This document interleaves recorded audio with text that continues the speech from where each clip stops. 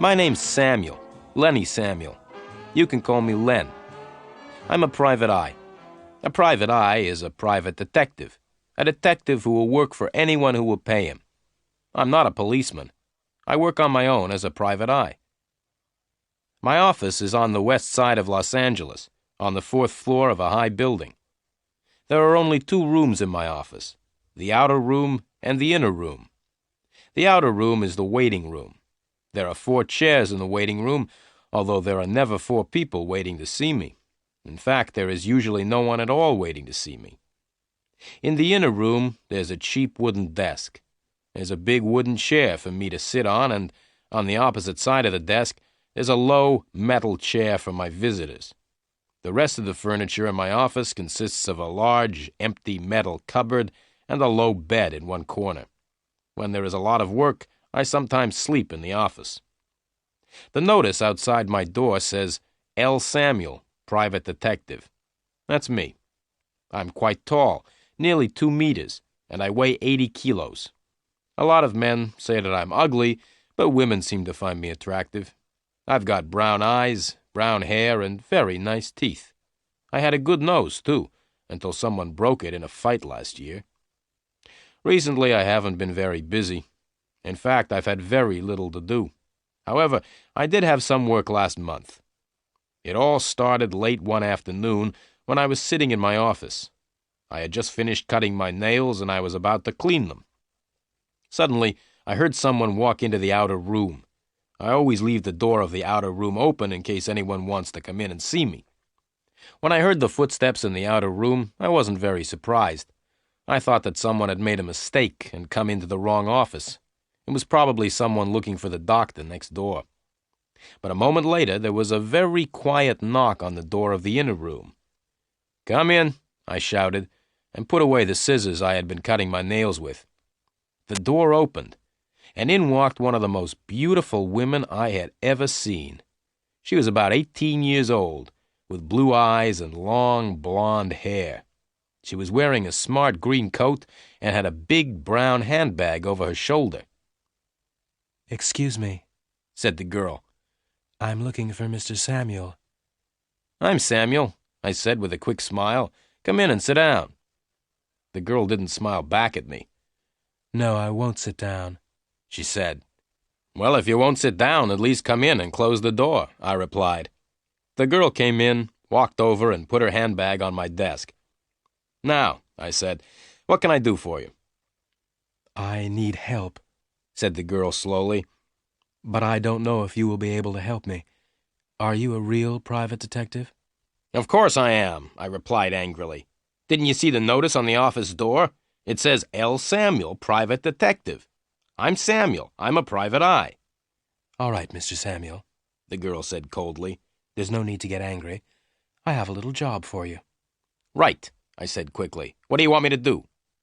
"It's very simple, really," the girl replied. "I want you to find my sister. She has disappeared." The picture sequence from the cinema has finished. You can look at it once more if you want. "I see," I said. "Your sister has disappeared. Have you reported her disappearance to the police?" The blonde girl shook her head. She looked very nervous and was starting to cry. "No, I haven't told the police," she said. "I don't want any trouble with the police. I just want you to help find my sister." She took a small pink handkerchief out of her handbag and dried her eyes. "All right," I said. "Tell me all about your sister." "Her name is Elaine Garfield," said the girl. "And what's your name?" I interrupted. Helen Garfield," she replied. "My sister disappeared a week ago. We had arranged to have dinner together last Monday night, but she didn't come." "Perhaps your sister didn't come because she doesn't like the food you cook," I suggested. "Don't try to be funny. I flew all the way from New York to see her last Monday," she said angrily. "Oh, so you don't live in Los Angeles, then?" I said. "No," she replied quickly. "I live in New York. I flew right across America to see my sister, but when I got here, I discovered that she had disappeared." "How do you know she has disappeared?" I asked. "Perhaps your sister just forgot about the dinner." The blonde girl took a deep breath. "Look," she said, "let me finish my story. If you don't stop asking questions, I'll find myself another detective. Right, I said. I'm listening. I waited for my sister last Monday evening in my hotel, said the girl. But she didn't come. I telephoned her, but there was no answer. So the next morning I went to the office where she worked. At her office, they said that she had been to work the day before, on the Monday. They also told me that she'd left suddenly, in the middle of the afternoon, without telling anyone. After that, I went round to her flat, but there was no one there. The girl stopped for a minute, and then continued. Mr. Samuel, she said, I'm very worried about my sister. It's not usual for her to disappear suddenly like this. I'm sure that she's in danger, and I want you to find her. All right, I said. It may be easy or it may be difficult, but I'll find her. But first, tell me why you've waited 3 days before coming to me. That's none of your business, the girl said. Okay, I replied. Your sister's name is Elaine Garfield. What does she look like? Oh, that's easy, Helen Garfield replied. She looks like me. We're twins. Now, Mr. Samuel, how much money do you charge? $50 a day, I said. Very well, Mr. Samuel, said the girl, but $50 a day is a lot of money. I hope that you will work hard for it. Oh, yes, I replied with a smile. I'll work very hard. Now give me the address of your sister's flat and the name of the office where she works. I'll start work at once. The blonde girl wrote the addresses on a piece of paper and gave me the paper. One more thing, I said. Can you give me your address, too? That won't be necessary, she replied as she picked up her handbag.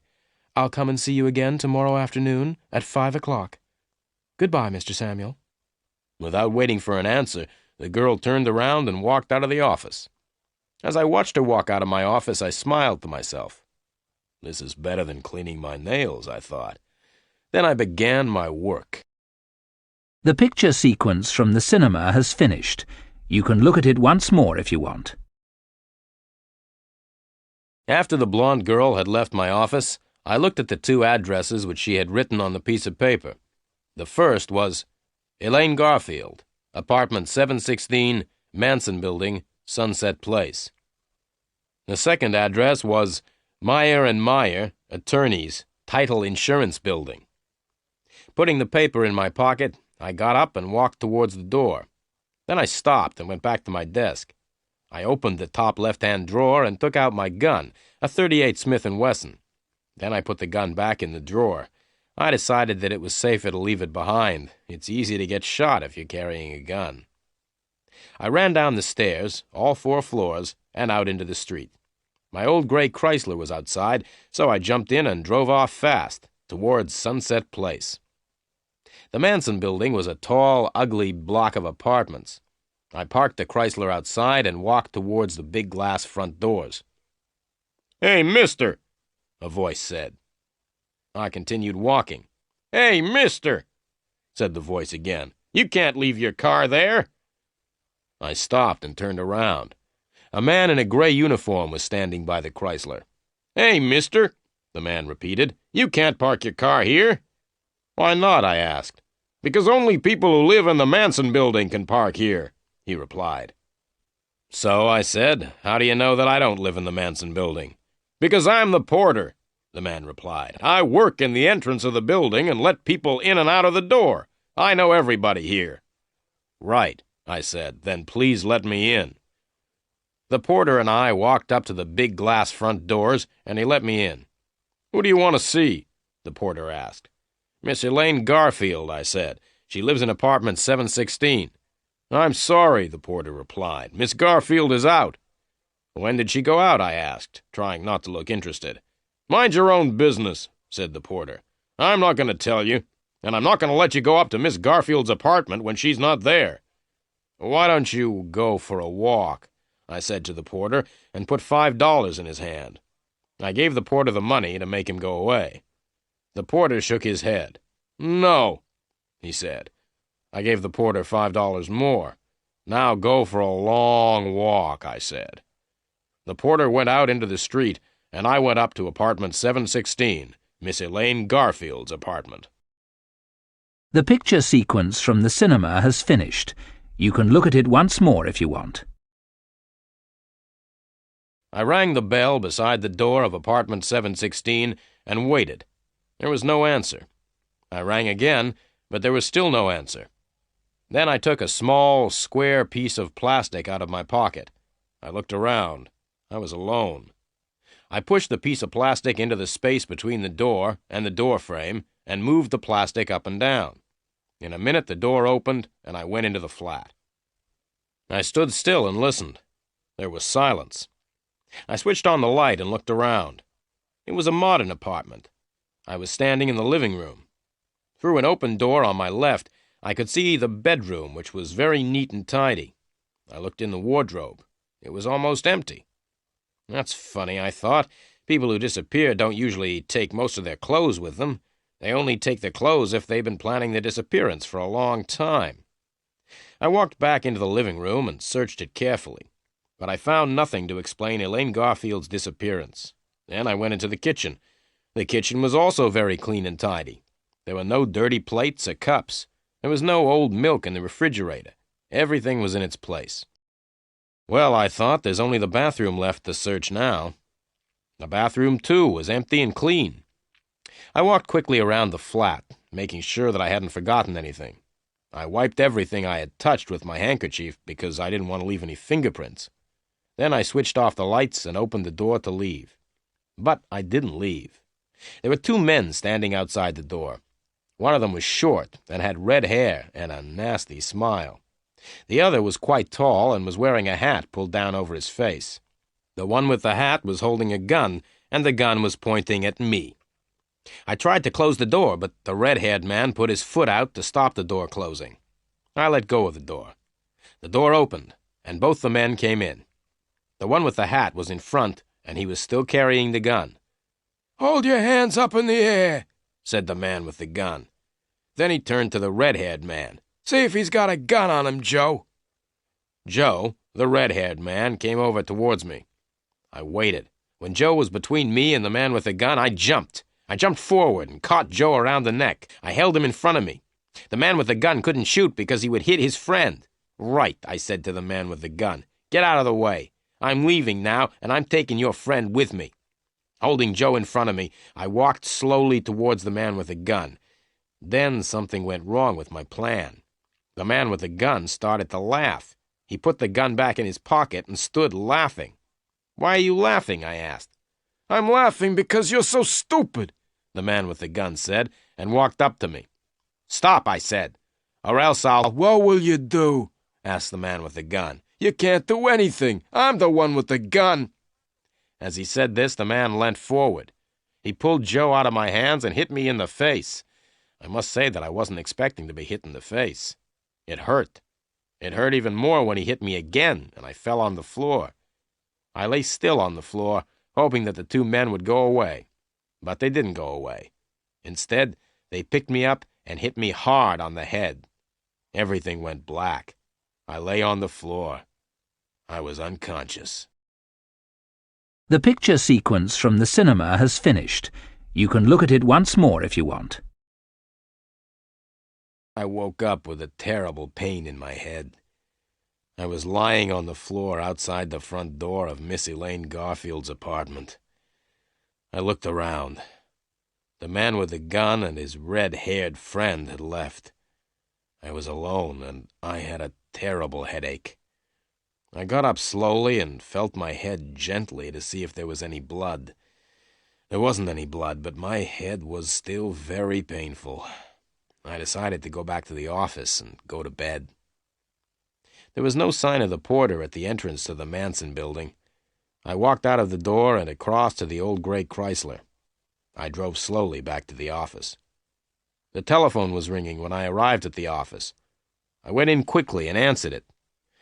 "Samuel speaking." "Listen, Samuel," replied a voice. "Forget about Elaine Garfield. We hurt you a little in her apartment. If you don't forget all about Elaine Garfield, we'll hurt you a lot more." "Who are you?" I asked. But there was no answer. The man had put down the telephone. I decided to do what the man had told me. I would forget all about Elaine Garfield for 10 hours. After a good night's sleep, I would look for Elaine Garfield. I would also try to find the man with the gun and his friend Joe. I lay down on the hard, low bed and went straight to sleep. I woke up the next morning at 8 o'clock. I felt my head carefully, but it did not hurt so much now. I left the office and went across the street to the cafe where I usually had breakfast. I drank a glass of orange juice, ate some fresh toast, and drank several cups of coffee. I read the morning newspapers. There was a lot of news, but nothing about Miss Elaine Garfield. I looked at my watch, left the cafe, and walked over to the Chrysler. By 9 o'clock, I was outside the Title Insurance Building. At 3 minutes past 9, I was standing outside the door of Meyer & Meyer, attorneys. At 20 past 9, I was still standing outside the door. Nobody had arrived yet to work. At 9:30, the first secretary arrived, and at 18 minutes to 10, I was sitting in Mr. Meyer's office. "Well, Mr. Meyer," I said, "my name's Samuel, and I'm a private detective." "I'm pleased to meet you," Mr. Meyer said politely. He was about 55 years old, with a gray suit, gray hair, and a gray face. "Does Miss Elaine Garfield work here?" I asked. "Yes, she does," Mr. Meyer said, "but she hasn't been to work since Monday. Why do you want to see Elaine?" "Her sister has asked me to help find her," I replied. "Can you think of anything Elaine said or did which could explain her disappearance?" Mr. Meyer scratched his head. "No," he said, "I'm afraid I can't help you." "Who did Elaine work with?" I asked. Mr. Meyer looked at me. "Why do you say, 'Who did Elaine work with?' and not, 'Who does Elaine work with?' Elaine's not dead, is she?" he asked. I looked straight back at Mr. Meyer. "I don't know if Elaine is dead or not," I said. "Would you be very sad if she was dead?" "Yes, of course I would be sad," Mr. Meyer replied angrily. "Are you trying to suggest that I know where Elaine is?" I smiled. "Now, don't get excited, Mr. Meyer," I said. "Can you tell me the name of anyone who works with Elaine? Anyone who shares a desk with her or works in the same room?" "Yes," Mr. Meyer said. "That's easy. Elaine shares a room with Susie Graham." I got up.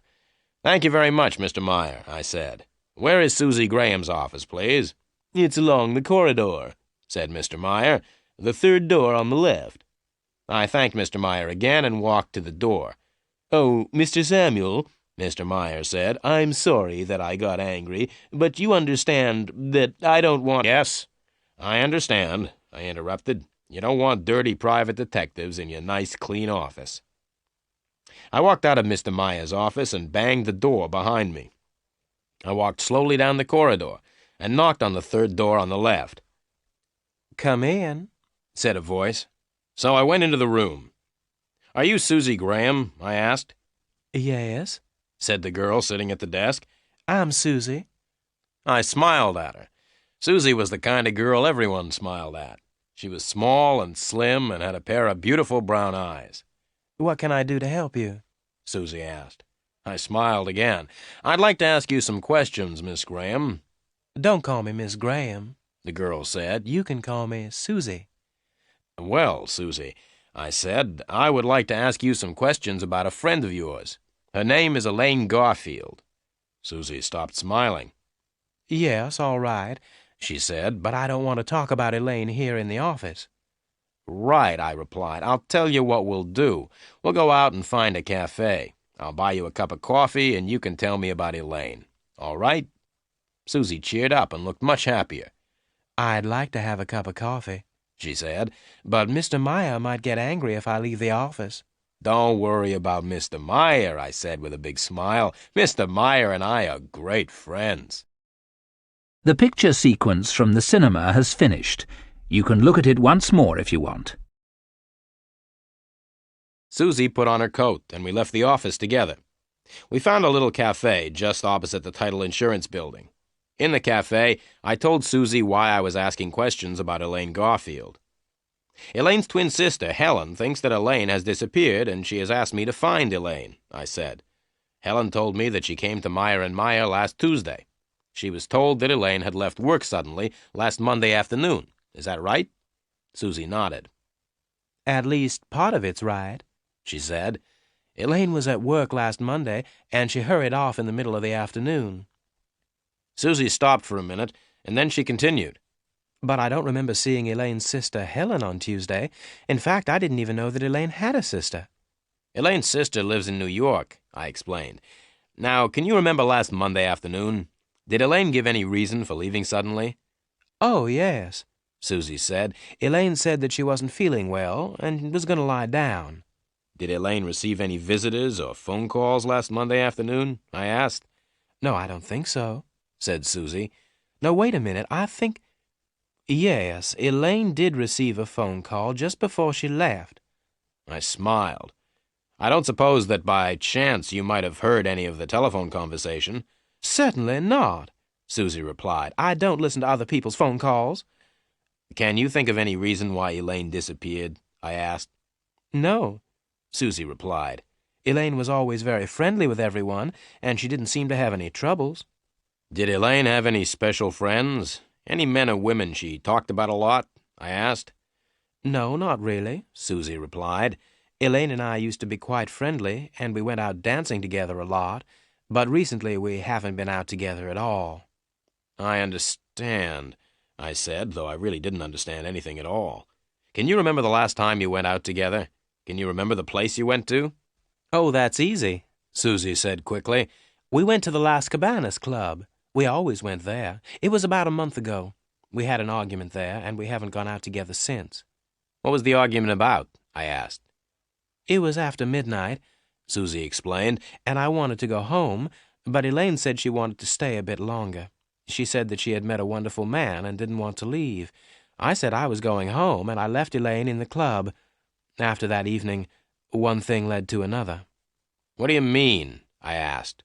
One thing led to another. Susie smiled. I often spoke to Elaine about the man she had met. Elaine thought he was wonderful. I told her that he was no good at all. What did Elaine say when you told her that? I asked with interest.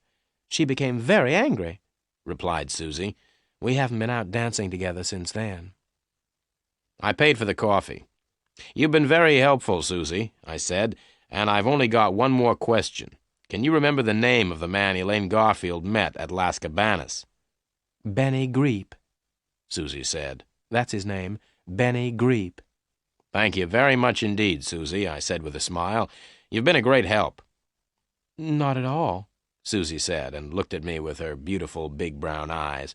If there's anything else I can do for you, just ask. I looked straight into her eyes. What are you doing tonight? I asked. I'll be at home watching television, Susie replied. My boyfriend's a boxer, and he's fighting in a match on television tonight. Goodbye, Susie, I said, and watched her as she walked back across the street to the title insurance building. Her boyfriend was a boxer. That was just my luck. The picture sequence from the cinema has finished. You can look at it once more if you want.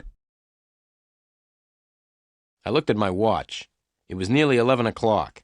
I went back into the cafe and asked if I could look at the telephone book. I turned to L and ran my finger down the outside of the page. Soon I found the name I was looking for, Las Cabanas. I looked more closely. The address was Las Cabanas, 232 Golden Drive, telephone 323-0313. I left the cafe and walked over to where I had parked the Chrysler. It wasn't time for lunch yet, so I decided to go and see what Las Cabanas was like. It took me nearly 20 minutes to drive there, and another 10 minutes to find somewhere to park. Have you ever seen a nightclub in the daytime? It's a very depressing sight. At night, the nightclub seems wonderful. However, at 11:45 in the morning, it looks old, empty, and dirty. The man I met at Las Cabanas looked old, empty, and dirty, too. I rang the bell for 5 minutes before he answered the door. Even then, he didn't open the door itself. Instead, he opened a small window in the door. "What do you want?" he asked. "The club doesn't open until 10 o'clock tonight." "I'm looking for someone," I said. "Someone called Benny Greep." "I don't know anyone called Benny Greep," the man replied, and started to shut the window. "Wait a minute," I said, and pushed $5 through the window. "That's better," the man said, and he opened the door and let me in. I followed him across the dance floor. The man was a cleaner. He picked up a brush and began to clean the floor. "Do you know where I can find Benny Greep?" I asked the man again. "If you come back tonight at 10 o'clock, you'll find Benny Greep here," the man said. "Benny plays the drums in the band." I gave the man another $5. "Where can I find Benny now?" I asked. The man picked up a piece of paper from the floor and wrote an address on it. I took the paper and left immediately. As I drove the gray Chrysler away from Las Cabanas, I looked at the address the cleaner had written. 5314 Arvida Street, West Los Angeles. 5314 Arvida Street was an old block of apartments. I gave the porter a couple of dollars, and he told me which was Benny Greep's apartment. I walked up the narrow, dark stairs until I came to the 5th floor. I was looking for apartment 507. I knocked on the door of apartment 507 and waited. There was no answer, so I rang the bell. No answer. I knocked again, hard. There was still no answer. I pushed against the door, and it opened easily. I waited. There was no sound from the apartment, so I went in. The light was on, and the curtains were drawn. The apartment was very small. There was one main room, which was used as the living room, dining room, and bedroom. The room had 2 doors. One of the doors led into the kitchen, and the other into the bathroom. The main room was very untidy. The table was covered with dirty plates and glasses, and there was a full ashtray lying on the floor. There was a strange smell in the room. I looked into the kitchen. The kitchen was also dirty and untidy. I walked across to the bathroom and opened the door. Benny Greep was in the bath. His left hand was hanging over the side of the bath. The hand had neatly cut nails, and there was a gold ring on one finger. The wrist was covered by a shirt sleeve, which was rather dirty. I couldn't see the rest of the arm because it was under the water. Benny Greep's head was just out of the water. He had a handsome face and quite long black hair. His eyes were wide open. The only other parts of his body out of the water were his feet, but I couldn't see his toes because he still had his shoes and socks on. The bath water was red. I pulled out the plug in the bath to let the water out. When the bath was empty, I looked at the dead man more closely. He had been dead for several hours. He had been shot in the chest and then pushed into the bath. I looked on the floor by the bath. There was blood there, too, and I was standing in it. I moved back and cleaned the blood off my shoes with some water. Then I quickly looked round the main room again. The dead man's coat was lying on a chair, and I felt in the pockets. I found a few dollars and a driving license. The driving license had a photograph of the dead man on it. The license belonged to Benny Greep, and the address in the license was 5314 Arvida Street, West Los Angeles. The dead man in the bath was definitely Benny Greep. The picture sequence from the cinema has finished. You can look at it once more if you want. I moved around the room and carefully cleaned everything I had touched. I didn't want to leave any fingerprints. There was nothing in the room to connect Benny Greep with Elaine Garfield. I picked up the telephone and asked for the police. "I'm speaking from apartment 507, 5314 Arvida Street," I said. "There's a dead man in the bath." "Right," said the policeman at the other end of the telephone. "What's your name?" I told him. "Don't touch anything," the policeman said, "and stay where you are. A police car will be there in a few minutes." I put down the phone and sat down to wait. 3 minutes later, I heard the police car coming. The car stopped outside the building, and I could hear heavy feet running up the stairs.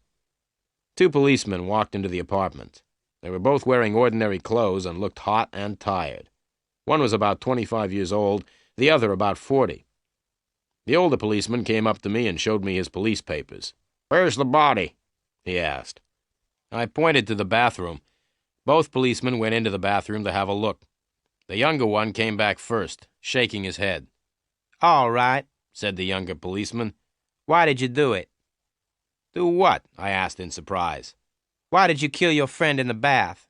said the young policeman. "He wasn't my friend," I replied. "I don't care if he was your friend or not," said the policeman. "Tell me why you killed him." "I didn't kill him," I said calmly. "Then what are you doing here?" asked the older policeman, coming in from the bathroom. "My name's Lenny Samuel," I explained. "I'm a private detective, and I came here to talk to Benny Greep. The door was open, and so I came in. I looked in the bathroom, and I found the dead man in the bath, so I telephoned the police. The dead man is Benny Greep." "Why did you want to talk to Benny Greep?" the younger policeman asked. I'm sorry, I can't answer that, I replied. Who are you working for? Asked the older policeman. I'm sorry, I can't answer that either, I said. As far as I know, Benny Greep's death doesn't have anything to do with the person I'm working for. Tell me who you are working for, shouted the younger policeman angrily. Take it easy, said the older policeman to the younger one. You stay here until the other police arrive. I'm going to take Mr. Samuel down to the police station. I kept quiet and followed the older policeman out of the room and down the stairs. Outside the building, we got into my old Chrysler. The policeman drove.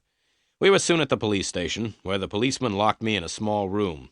I sat down on a hard wooden chair in the locked room and tried to sleep.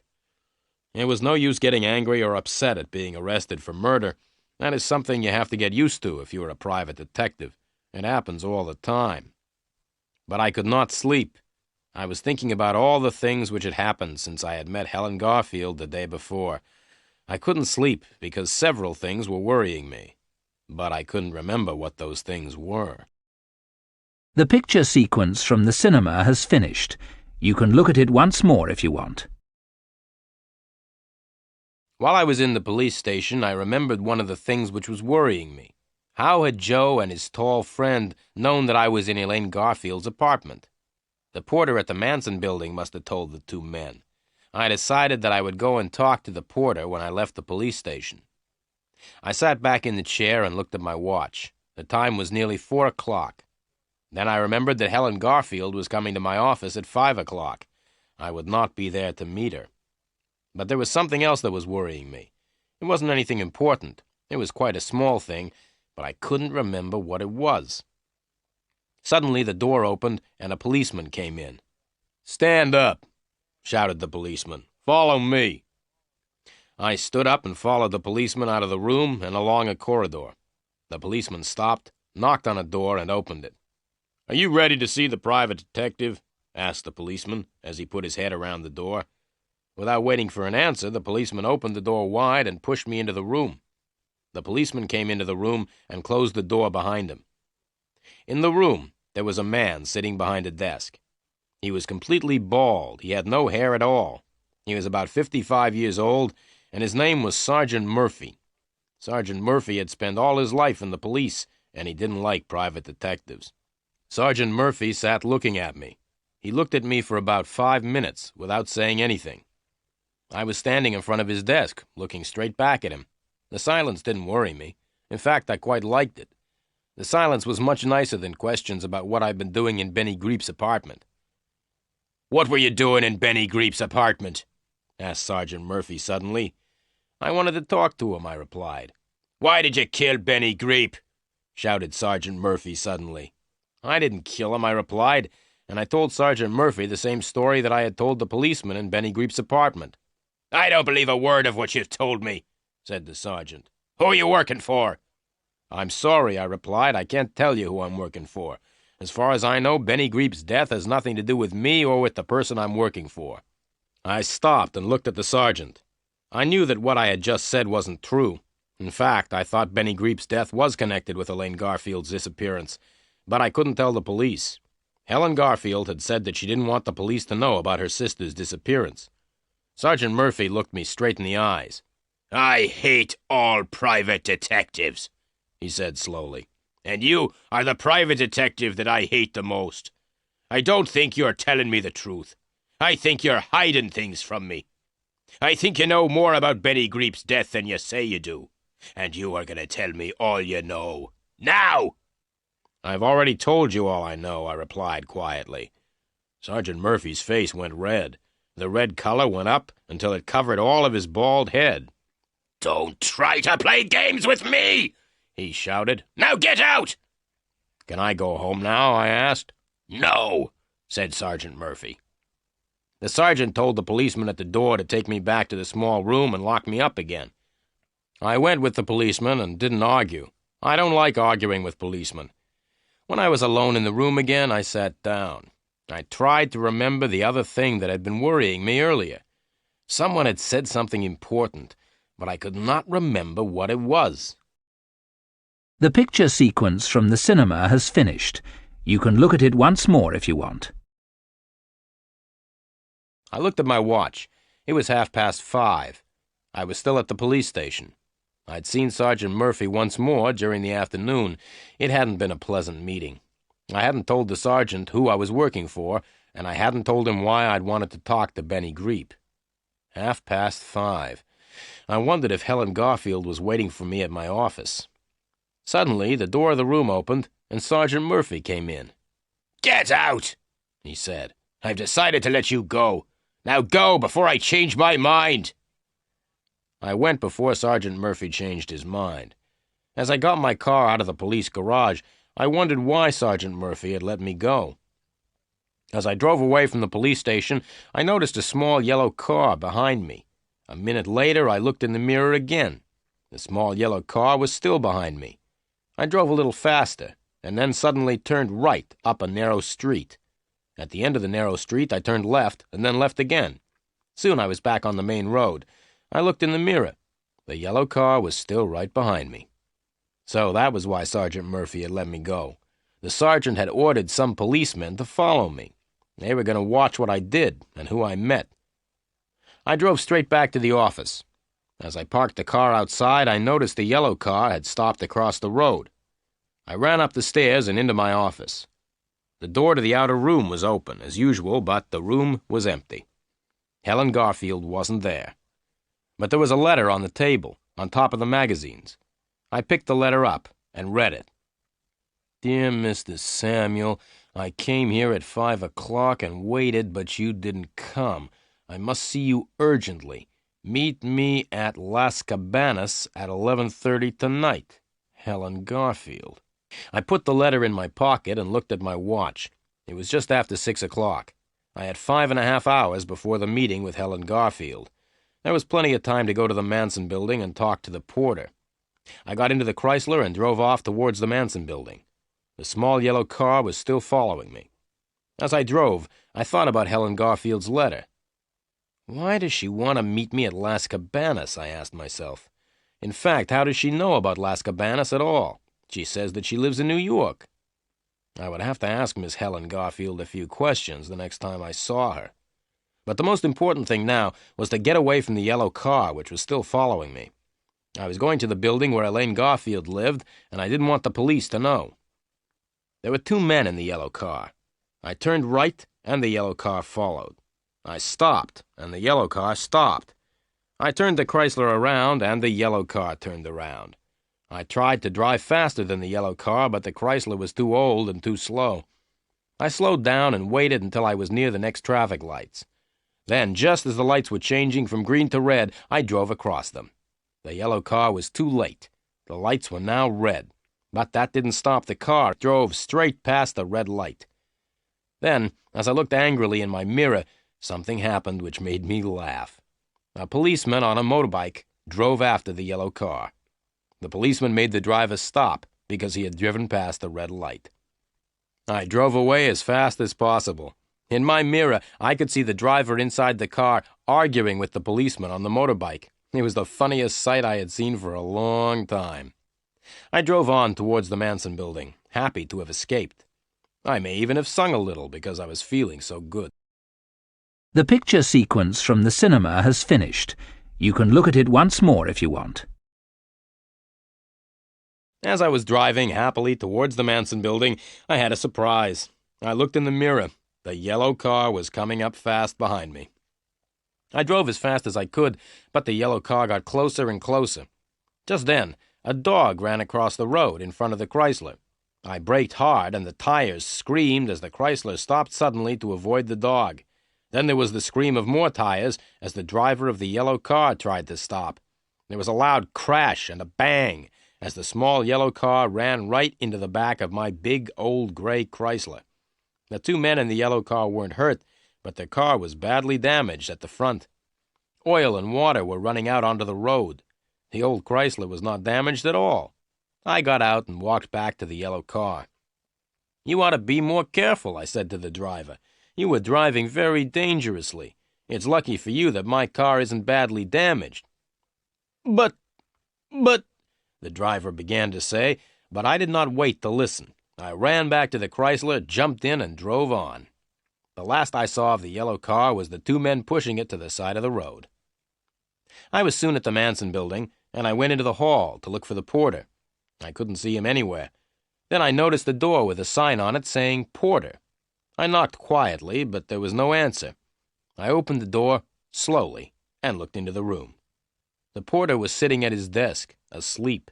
His feet were on the desk, and he was lying back in his chair. I walked quickly and quietly into the room and closed the door. I went up to the desk and noticed a piece of paper lying by the telephone.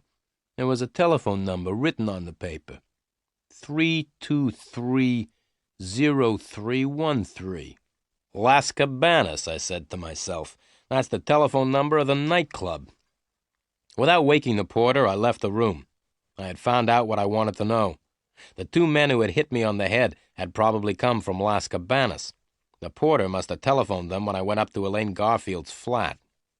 I was now very interested in Las Cabanas. Elaine Garfield used to go dancing there with Susie. Benny Greep worked there before he was killed. Helen Garfield wanted to meet me there at 11:30, and now the porter and the two men who had hit me on the head were connected with Las Cabanas. I went home, washed, changed, and had a meal. At 11 o'clock, I went out again. I was going to Las Cabanas. There were lots of cars parked outside, and I had to leave the Chrysler quite a long way away from the nightclub. As I walked up to the entrance of Las Cabanas, it started to rain heavily. I knocked on the door, and the little window in the door opened. A face looked at me for a minute. Then the door opened, and I went in. The club no longer looked empty and dirty. Soft lights and sweet music had changed the appearance of the club completely. I stood and looked around. There was a small dance floor on which a few people were dancing. The band was small and not very good. There was a new drummer instead of Benny Greep. Around the dance floor, several groups of people were sitting round low tables. To the right of the dance floor, there were more tables where people were eating. There were two doors behind the tables, which led into the kitchen. I sat down at a table by the dance floor, in the darkest part of the room, and waited.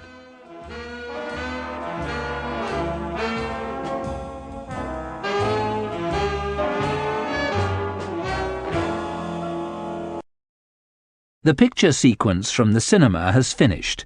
You can look at it once more if you want. Exactly at 11:30, Helen Garfield came into the nightclub. She was looking as beautiful as ever, but seemed to be a little worried. Her blue eyes looked around the room until she saw me. Then, with a little smile, she walked up and sat down at the table. She sat next to me, with her back to the dance floor. She was carrying a bag which she put on the floor beside her. The smile disappeared from her face. "Where were you this afternoon, Mr. Samuel?" she said sharply. "I'm paying you $50 a day. In return for that money, I want you to do what I tell you. Now, why weren't you at your office this afternoon at 5 o'clock? I took a deep breath. "Well, Miss Garfield," I said, "it's a long story. Let's have a drink and I'll tell you all about it." A waiter came over and I ordered some drinks. When the waiter had gone, the beautiful blonde girl said, "Come on, Mr. Samuel. Tell me." "Okay," I said, "but stop calling me Mr. Samuel. Call me Len. All my friends call me Len." "I'm not a friend of yours, Mr. Samuel," the blonde girl said in a voice like ice. "I'm paying you a lot of money to work for me." $50 a day doesn't allow you to be rude to me, I replied quietly. In the last 24 hours, I've been hit on the head and suspected of murder. "What do you mean?" the girl said and leant towards me. "Murder?" Just then, the waiter brought the drinks, and we sat in silence until he had gone. Then I told Helen Garfield about my visit to her sister's apartment in the Manson building. I told her about the two men who had caught me there. Helen Garfield listened in silence. "You like the band, Miss Garfield?" I asked. "I didn't come here to talk about the band," the blonde girl said angrily. "The band has got a new drummer tonight," I said, "because I found the old drummer dead in his bath this morning." The blonde girl turned around quickly to look at the band. She said something to herself, which I didn't hear. She lifted her right hand and started stroking her hair. She looked sad and very worried. What was the drummer, the dead man's name?" Helen Garfield asked. "Greep," I said. "Benny Greep. I don't suppose that you know Benny Greep, do you?" Helen Garfield shook her head. No, she said. I told her what had happened at the police station. Then I told her about the policeman who had followed me in a yellow car. Do you think they're still following you? The blonde girl asked quickly and looked around the club. I told her how I had got away from the yellow car. Now, Miss Garfield, I continued, it's time for me to ask you a few questions. There are some things about your sister's disappearance which worry me. I want to ask you about them. All right, she said, but I don't think I can help you. I don't know much about Elaine's life here. I don't know very much about Los Angeles, either. I sat back in my chair and looked at her. This beautiful blonde girl was paying me $50 a day to find her sister. I liked what I saw. Then, very quietly, I began to ask Helen Garfield some questions. You don't know Los Angeles very well, I began. That's right, the girl replied. But you were able to find out where Elaine worked, I continued, and you went to Meyer & Meyer last Tuesday to ask if they knew anything about Elaine. Yes, the girl said, looking at me closely. Who did you speak to at Meyer & Meyer? I asked. Susie? No, the girl said. I spoke to Mr. Meyer. I want to ask you something else, I said. When I went to Elaine's flat, I noticed something unusual. There were very few clothes in the wardrobe. It seems your sister planned her disappearance quite carefully. She had taken her clothes with her. I see, the girl said, and looked around the nightclub. I waited until she looked back at me. Do you like it here? I asked. Yes, she said. I like it too, I said, but there's something else which is worrying me. Do you mind if I ask you one more question? Not at all, the girl said. Well, I began, I've been wondering why you asked me to meet you here, at Las Cabanas. Helen Garfield pushed back her chair and stood up. Would you please excuse me for a minute? She said. She picked her bag up from the floor and walked over towards the ladies' toilet, which was near the entrance. Would you like another drink? I shouted after her. Yes, please, she shouted back over her shoulder. I ordered 2 more drinks and sat back in my chair. I looked around the nightclub. It was almost midnight. The picture sequence from the cinema has finished. You can look at it once more if you want. I sat by the dance floor in Las Cabanas waiting for Helen Garfield to come back from the toilet. I was waiting for her to answer my question. I wanted to know why she had asked me to meet her here. I looked around at the people who were dancing. On the other side of the dance floor, I could see people sitting, eating at the tables. Waiters were carrying food in and out of the 2 doors leading to the kitchen. I looked at my watch again. It was 12:05. Helen Garfield was taking a long time. I finished my drink and ordered another one. At 12:10, I got up and walked over towards the entrance. There was a man standing by the front door of the nightclub. I asked him if he had seen Helen. The beautiful blonde with blue eyes? The man asked. Yes, I said. She left nearly a quarter of an hour ago, said the man. Are you sure? I asked. Yes, the man replied. She asked me to get her a taxi. Did you hear her give the taxi driver an address? I asked quickly. The man shook his head. No, he said. I'm sorry. I thanked the man and walked back to my seat. Why did Helen Garfield leave without telling me? I asked myself. Perhaps some of the questions that I asked made her angry. Just then I looked up and saw a man walking across the dance floor towards me. I recognized the man. He was short, with red hair. He was looking at me and smiling in a rather unfriendly way. It was Joe, one of the men who had found me in Elaine Garfield's apartment. I decided to leave. I stood up and started to walk towards the door. I didn't want to meet Joe again. As I walked towards the door, I thought that I heard someone shouting. "Excuse me, sir," said a voice. I didn't stop or look around. Then I heard the voice again. "Excuse me, sir, you haven't paid your bill." I had forgotten to pay for the drinks. The waiter came running up to me, and I quickly took out $10 and gave them to the waiter. You can keep the change, I said as I gave him the money. Without waiting for a reply, I turned and hurried towards the door. Then I heard the waiter's voice again. "Excuse me, sir, he said. I stopped and turned around. The waiter came up to me. "Excuse me, sir, $10 is not enough," he said. "The price of your drinks is $12. Las Cabanas is very expensive, I said, as I gave the waiter another $5. Now you can keep the change. Then I stopped thinking about money. Joe was walking quickly towards me. I turned around and ran towards the door as fast as I could. I got to the door and was just about to leave Las Cabanas. I was happy because I had escaped. Then I got a surprise. There, standing by the door of the nightclub, was Joe's tall friend. It was the same man who had hit me on the head in Miss Garfield's apartment. The tall man had seen me coming and had moved in front of the door. Now I couldn't get out. The picture sequence from the cinema has finished. You can look at it once more if you want. I stopped and looked behind me. Joe was closer now, and the smile on his face looked very unfriendly. I was caught. I could not go out of the door, and Joe was right behind me. I turned around quickly and ran towards Joe. Before he knew what I was doing, I put my arms around him and started dancing. He was very surprised and tried to pull away from me, but he couldn't fight properly. He was afraid that the other people would notice. I looked over my shoulder and saw the tall man standing helplessly on the side of the dance floor. I pushed Joe into the middle of the dance floor where there were lots of other people dancing. Then I felt something sharp touching my back. It was a knife.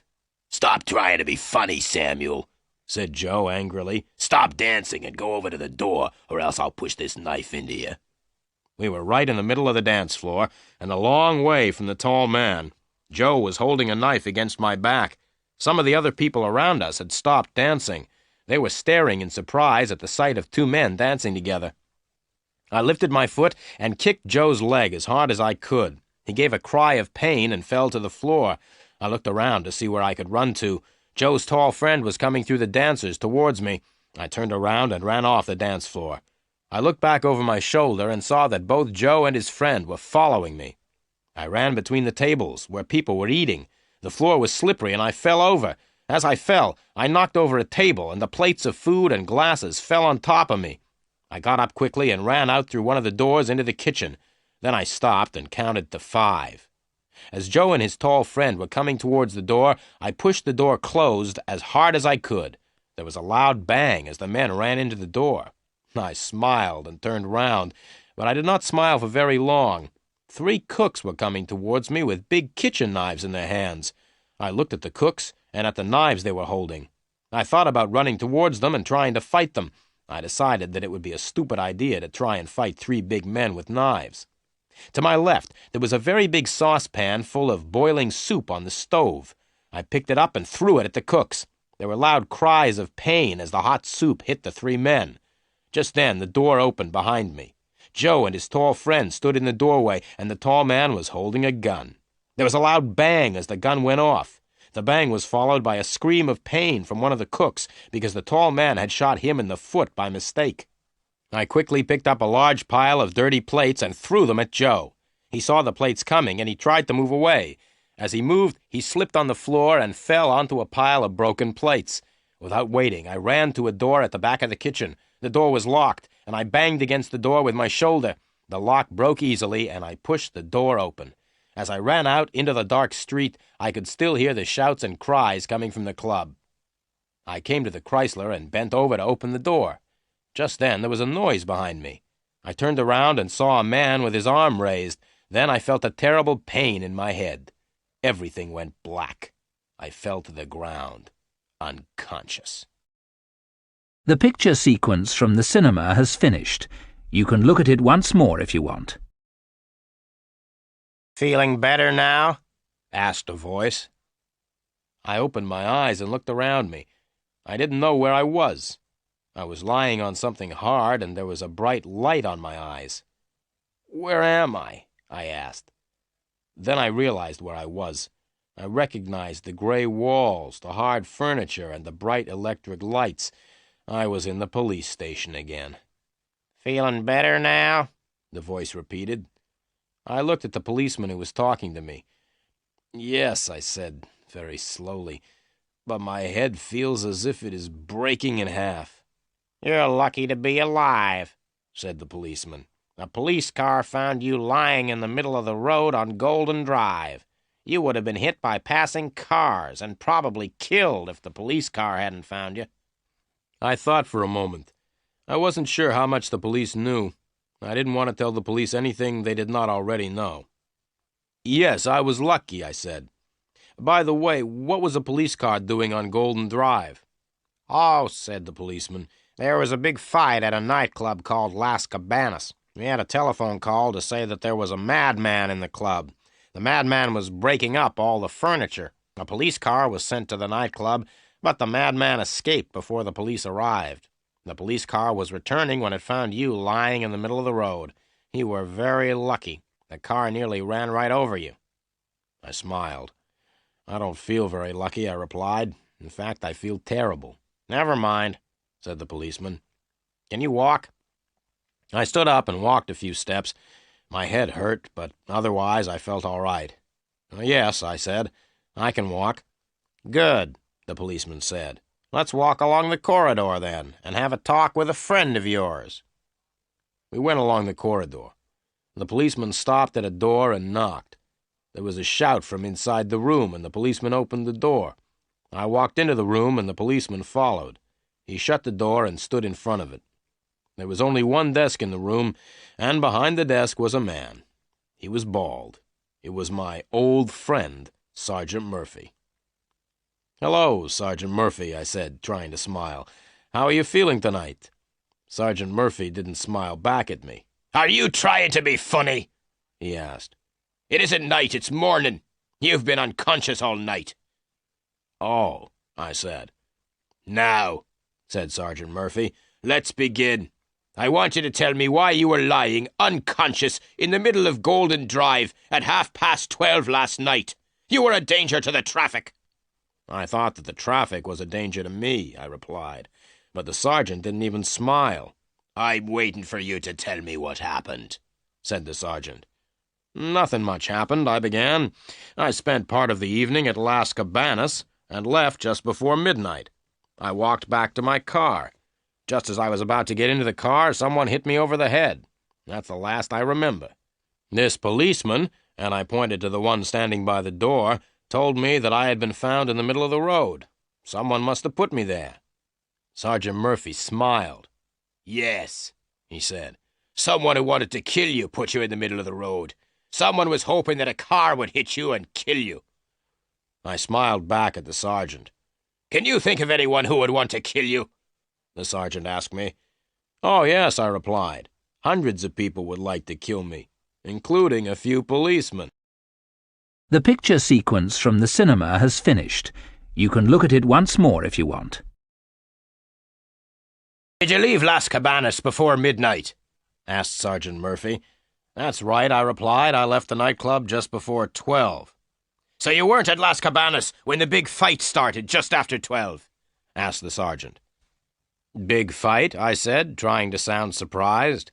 "Don't sound so surprised," said Sergeant Murphy angrily. "We received a telephone call from the owner of Las Cabanas. He said that just after midnight last night, a tall man with brown hair and brown eyes called Lenny Samuel attacked two of the people at the club. The owner of the club said that you then attacked and injured 3 cooks. Then you broke over 100 plates and a table and ruined food worth several $100s. I didn't say anything. I could not think of anything to say. "Did you really do all that?" Sergeant Murphy asked in a different voice. The sergeant sounded both surprised and pleased. "Did you really do all that on your own, or did you have men to help you?" "I did it all on my own," I said, beginning to feel a little proud of myself.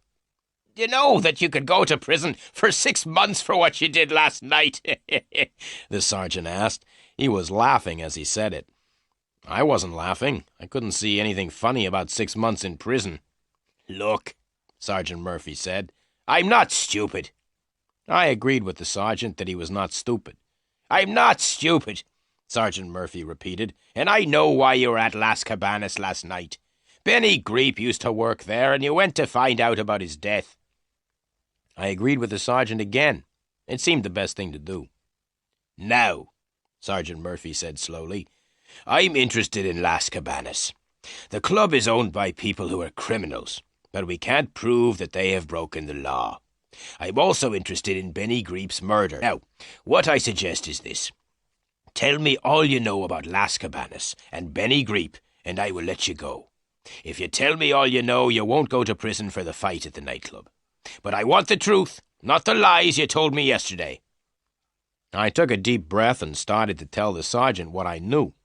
I told him about everything except Elaine Garfield. I wasn't sure how closely Elaine Garfield was connected with Benny Greep's death, so I told the sergeant that Helen Garfield from New York had asked me to find out about Las Cabanas. Sergeant Murphy asked me for Helen Garfield's address in New York, and I said I didn't know it. Then the sergeant asked me where Helen Garfield was staying in Los Angeles. I said I didn't know. I told Sergeant Murphy all that I knew about Benny Greep, except that the drummer had known Elaine Garfield. Then I asked him about the two men in the yellow car who had followed me. The sergeant smiled and said that the two men were policemen. Finally, I told him about the fight at Las Cabanas. Sergeant Murphy listened to everything. When I had finished my story, he looked at me in silence for a few moments. "Right, Samuel. I hope that you've told me the truth, and all the truth. If you've been telling me more lies, I'll make sure that you go to prison for 6 months because of the fight at Las Cabanas. Now you can go." I stood up. "Thank you," I said with a smile. "Sit down," he said, "and listen. You can go, but you must promise to tell me anything you find out about Las Cabanas and about Benny Greep." "I promise," I said quickly, and stood up. "Wait a minute," said Sergeant Murphy. "I've one more thing to tell you. I'm going to telephone the New York police. I'm going to ask them to find out all they can about Helen Garfield. If the police in New York discover that you've told me lies about Helen Garfield, you will be in very serious trouble." I told the sergeant not to worry and thanked him very much. I left the police station feeling very happy because Sergeant Murphy had let me go. I called a taxi and went out to Golden Drive to get the Chrysler. The picture sequence from the cinema has finished. You can look at it once more if you want. I drove the Chrysler back to the office and walked up the stairs. The office looked just the same. There were no letters for me. I went down to the cafe and had a late breakfast. As I drank my coffee, I thought about some of the things Helen Garfield had told me at Las Cabanas before the fight. I decided to check one of the things immediately and walked over to the telephone. I opened the telephone book and looked under M until I found the telephone number of Meyer and Meyer. I picked up the telephone and dialed the number. "Meyer and Meyer, good morning," said a voice which I recognized. "Can I help you?" "Hello, Susie," I said. "This is Len Samuel. Do you remember me?" "Of course I remember you," said Susie. "Did your boyfriend win his boxing match on television?" I asked. "No," Susie replied, "and anyway, he's not my boyfriend anymore." "Really?" I said happily, thinking that perhaps I could ask Susie to go for a drink with me. "Yes," Susie said. "The boxer had a fight with my new boyfriend outside my house last night." "And who won?" I asked. "My new boyfriend," replied Susie. "Oh," I said sadly, "and what does your new boyfriend do?" "My new boyfriend's a weightlifter. He lifts big weights in competitions." I was about to say goodbye. Then I remembered that I had not telephoned to speak to Susie. I wanted to speak to her boss, Mr. Meyer. "Can I speak to Mr. Meyer, please, Susie?" I asked. "Right," Susie said. "I'll put you through to Mr. Meyer. Goodbye." There was a pause, and then I heard Mr. Meyer's voice. "Hello, Meyer speaking." "Good morning, Mr. Meyer," I said in a deep voice. I had put my handkerchief over the telephone so that Mr. Meyer would not know my voice. "This is the police," I said. "Sergeant Murphy speaking." I pretended to be Sergeant Murphy so that Mr. Meyer would answer my questions. "Good morning," said Mr. Meyer. "What do you want to ask me about?" "It's about a girl who works for you," I said. "Her name is Elaine Garfield. She has disappeared, and we are trying to find her. Elaine's sister, Helen, came to see you last Tuesday, didn't she?" "No," said Mr. Meyer. "Elaine's sister didn't come to see me last Tuesday. I didn't know that Elaine had a sister until a private detective told me. He said that Elaine's sister was called Helen." The telephone line was very bad, and it was difficult for me to hear what Mr. Meyer was saying. "What did you say?" I asked. "I said that Elaine's sister was called Helen," replied Mr. Meyer. The names are very similar, aren't they? Thank you very much, Mr. Meyer, I said, and put the telephone down.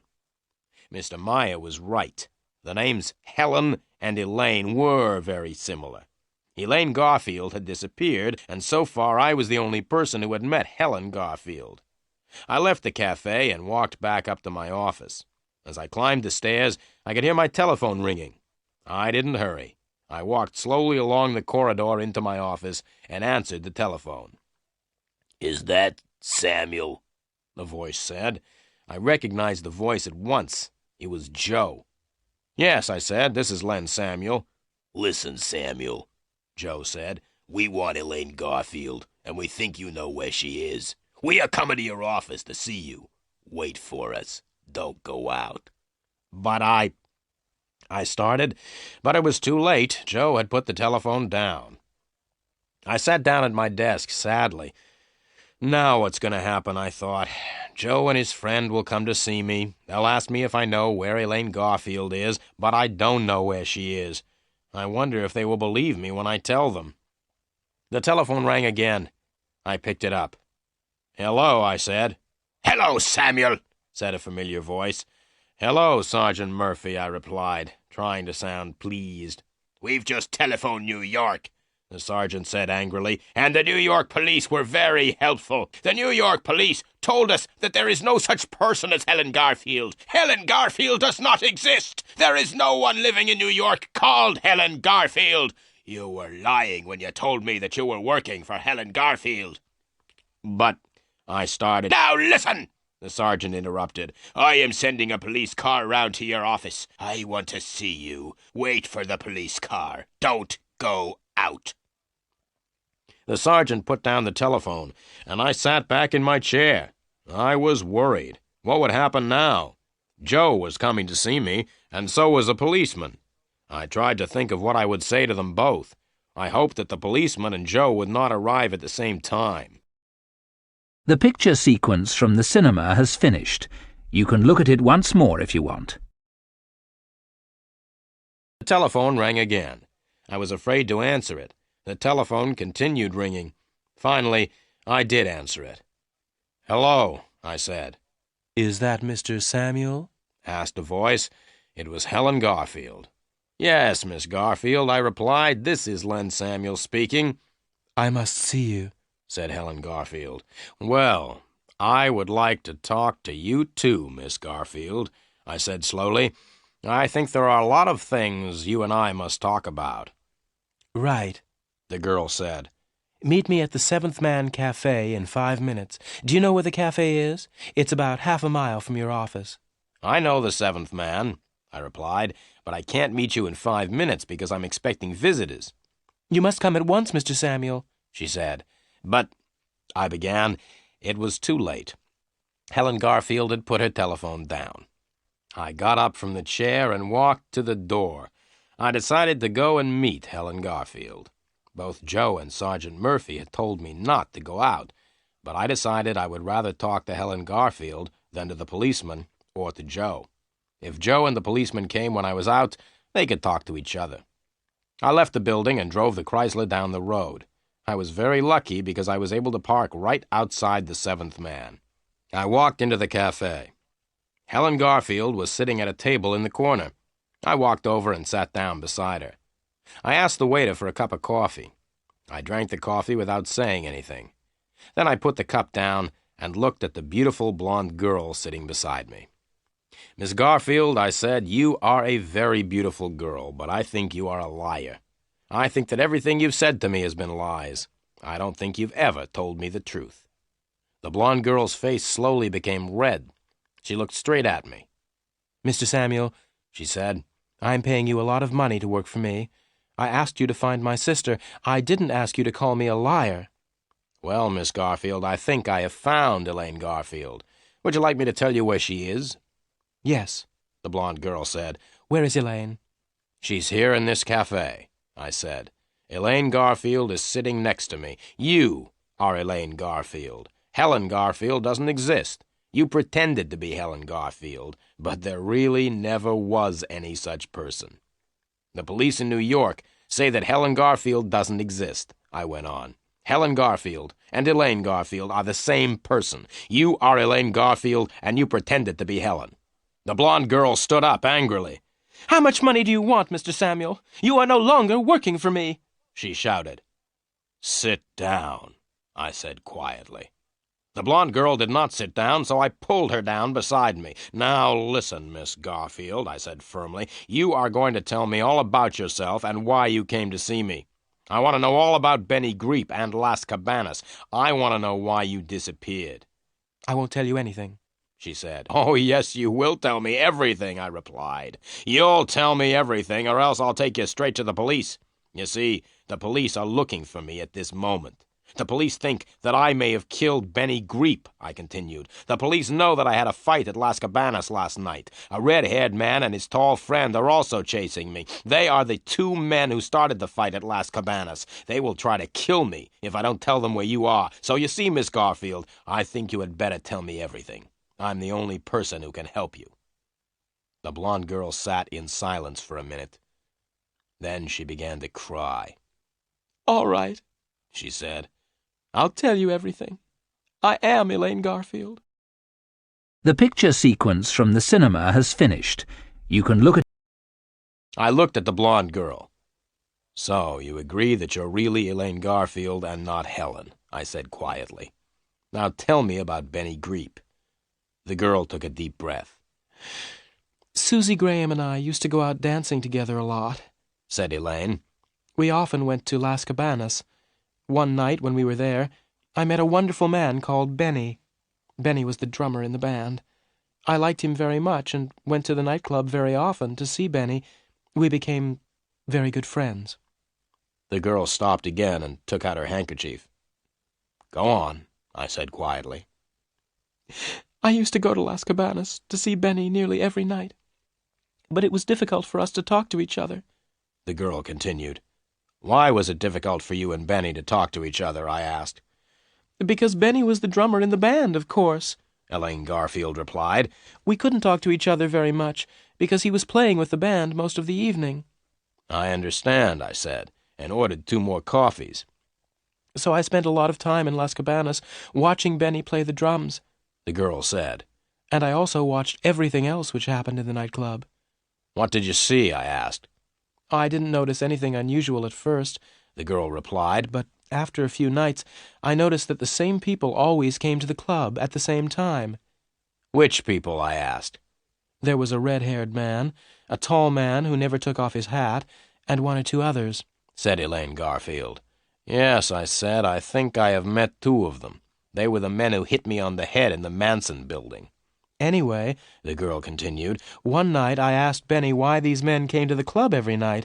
Benny told me not to ask questions, so I watched the men more carefully afterwards and noticed that they always arrived with bags. But when the men left, they weren't carrying bags." "What did you do then?" I asked. "I asked Benny about the men again," she said. "Benny said that there were a lot of strange things happening at Las Cabanas and that it was dangerous to ask questions." The waiter brought the coffees, and Elaine waited until he had gone. "One night," she continued, "one of the men was sitting at the table next to me. He was talking to some other men, and he opened the bag that he was carrying. I was sitting quite close, and I could see into the bag. The bag was full of diamonds and jewelry." "Really?" I said, and drank my coffee. "I told Benny about the bag of jewelry later on in the evening," continued Elaine. "Benny was very excited at the news. He told me that he had known for a long time that criminals used Las Cabanas.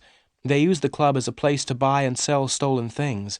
Benny and I talked all evening about the bag of jewelry. Benny said that the jewelry was stolen. The men who were selling it were criminals, and they had stolen the jewelry. Well," Elaine continued, "Benny wanted to steal one of the bags. He said that the jewelry was stolen, so it didn't matter if we stole it from the criminals. I agreed to help him. We hoped to sell the bag and to use the money to go away together." "I see," I said. "And did you help Benny to steal the bag of jewelry?" "Yes.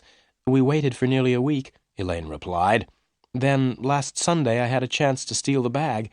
It was at the end of the evening, and nearly everyone had left the club.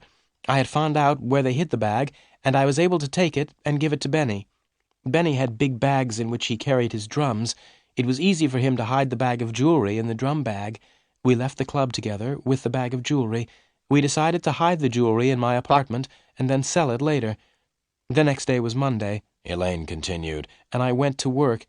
In the afternoon, I had a telephone call from Benny. Benny said that the red-haired man knew that the bag of jewelry had been stolen. He was very angry. Benny told me to stop work and go home. He told me to stay at home, to make sure that no one came to take the jewels. Benny was going to continue working at Las Cabanas. Then no one would think that he had stolen the jewels. And did you stay at home? I asked. Yes, I stayed at home for 3 days, Elaine replied, but I was afraid that the red-haired man would find out where I was living. Then he would come to get the bag of jewelry. So what did you do? I asked. That was easy, she said with a smile. I moved into a hotel in the center of the town and then came to see you. But why did you come to see me? I asked. To make sure that I was safe, said Elaine. I pretended to be my sister and said that I had disappeared. I asked you to find me. Then I knew that I was safe. Why? I asked. Because you were looking for me, Elaine continued. If the men from Las Cabanas found me or took me away, you would find out and chase them. Thank you very much for thinking that I am such a good detective, I said. But why didn't you tell me the truth? That's easy, said Elaine. I didn't want to tell you about the jewels. The picture sequence from the cinema has finished. You can look at it once more if you want. Go on with your story, I said. The evening I came to see you at your office, said Elaine, I telephoned Benny at Las Cabanas. I told Benny what I had done. Benny told me that the red-haired man knew that we had stolen the jewelry. Benny told me that there would be no trouble if I brought the jewels back to Las Cabanas the next night. You were stupid to trust the red-haired man, I said. I know, the girl said. I was afraid, so I asked you to meet me at Las Cabanas at midnight. So you didn't know that Benny was dead until I told you at Las Cabanas, I said. No, Elaine said. That is why I ran away before midnight. I decided not to give them the jewelry because they had killed Benny. You've still got the jewels, then? I asked in surprise. Where are they? Here, Elaine said, and pointed to a small bag under the table. I reached under the table, picked up the bag, and opened it. The bag was full of diamonds and jewelry. Just then I heard a voice, and at the same time, Elaine screamed. "Give it to me," said the voice. I looked up quickly and saw Joe standing beside me. His tall friend was right behind him. "Give me the bag," said Joe once again. "How did you know I was here?" I asked. "You parked your car right outside," said Joe with a laugh. "Now give me the bag." I passed him the bag. As I gave him the bag, I jumped to my feet and hit Joe hard in the face. He tripped and fell heavily onto the floor. I moved towards the tall man, who was still standing a few feet away. I was about to run at him, but then I stopped. The tall man had taken a gun from his pocket, and the gun was pointing straight at me. "Right," said the tall man. "Don't move or else I'll shoot you." Joe got up from the floor. He still had the bag of jewelry in his hand. Together, Joe and his friend with the gun walked towards the door. They walked backwards to make sure that Elaine and I did not try to get the bag back. As the two men reached the door, I started to laugh. "What are you laughing at?" shouted the man with the gun. "Look behind you," I said. Both men turned around and looked. In the doorway of the cafe stood Sergeant Murphy with two other policemen. Sergeant Murphy jumped on the tall man with the gun, and Joe ran back into the cafe. I stepped forward to stop Joe, and he ran straight into me. We both fell on the floor, and the two policemen ran up. One of the policemen held Joe. The other policeman held me. "They are the criminals," I shouted, pointing at Joe and his friend, "not me." "You are all coming down to the police station," Sergeant Murphy said, and looked over to Elaine Garfield. "You must come too." It took a long time to tell Sergeant Murphy the whole story. In the end, he believed what Elaine and I told him. The sergeant warned me not to tell him lies again, and agreed to let me go free. Elaine told Sergeant Murphy all she knew about Las Cabanas. The sergeant was very pleased to catch Joe and his friend with the jewels. Sergeant Murphy agreed to let Elaine go free because she helped catch the criminals. As we were leaving the police station, I asked Sergeant Murphy how he had found us in the Seventh Man Cafe. "It was very lucky, really," said the sergeant. "We went to your office to see you, but you weren't there. As we were leaving, we saw the red-haired man and his friend entering. We waited, and when they left, we followed them to the cafe." "Thank you very much, Sergeant," said Elaine. "And thank you very much, Mr. Samuel." "That's all right," I said. "You are paying me $50 a day." "I'm sorry, Mr. Samuel," Elaine said. "I'm afraid I can't pay you. Now that I've given the jewels to the police, I don't have any money." I smiled and got into the old gray Chrysler and drove back to the office. I didn't say goodbye. When I got back to the office, I sat down in my chair. It's not much fun being a private eye. You get hit on the head, nearly killed and chased by the police. And you don't always get paid.